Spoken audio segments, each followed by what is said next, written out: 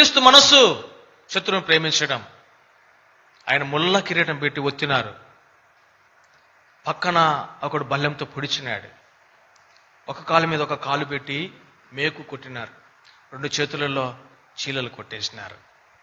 కొరడాలతో కొట్టినారు. అపహాస్యం చేసినారు. వెంట్రుకలు లాగినారు. పిడుగుద్దులు గుద్దినారు. భయంకరమైన చిత్ర వధ ఆయన అనుభవించినాడు.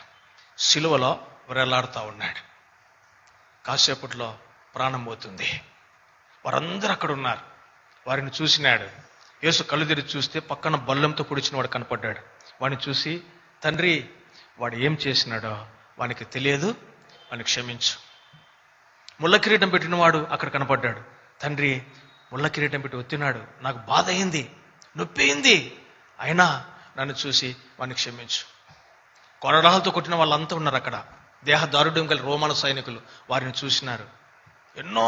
ఎన్నోసార్లు ఎంతగా మందో కొట్టారు. వారందరూ ఉన్నారు. వారిని చూసి, ప్రభువాన్ని క్షమించు తండ్రి.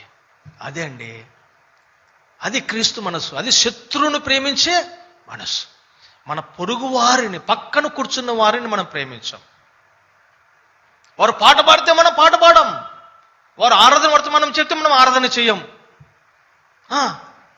ఇది ఒకే రక్తంతో కడుగబడ్డాం అంటాం.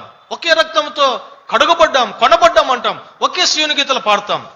ఒకే పుస్తకం, ఒకే 60 పుస్తకం బైబిల్ కింద మన చేతిలో ఉంటుంది. ఒకే ఫెలోషిప్కి వస్తాం. ఒకే దేవుణ్ణి ఆరాధన చేస్తాం. ఒకే పనులను చేవేస్తాం. ఒకే కానుక బిడ్డలు కానుక